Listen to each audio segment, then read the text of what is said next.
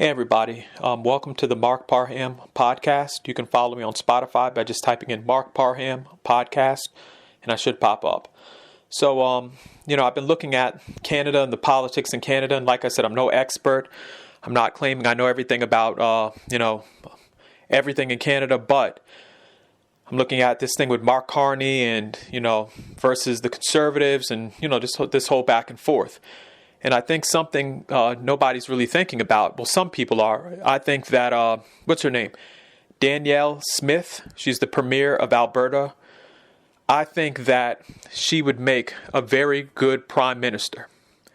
And the reason of Canada, and the reason why I say that is because she's somebody that is willing to talk to different people. She's someone who tries to come up with solutions.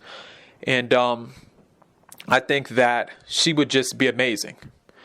I mean, if you're going to, because they always talk about, we're trying to get the first female this and that and all this other stuff, or get female politicians more involved, stuff they always say in America. But this lady, to me, checks all the boxes, and I think she would make a very good prime minister of Canada. I really think she would. I mean, even when I hear her speak, she makes, she has a lot of common sense about, oil and business and, just how to run things.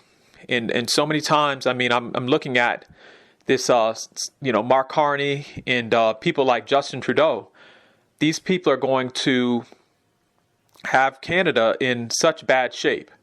I mean, all this stuff with these environmental policies and all this other mess, it's not going to work.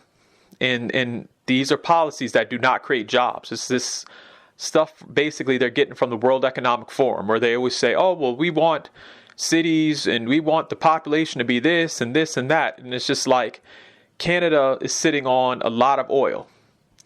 Canada has to sit up and, again, it's just like you have certain places in Canada that don't want to do business with each other.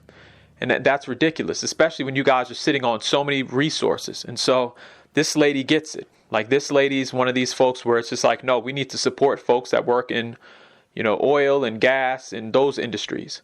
And I'm glad she's not like one of these environmental wackos where it's just like, environment wackos, I call them, where it's just like, we can't drill and this is going to do this and this is going to do that. Like, no, energy independence is very important.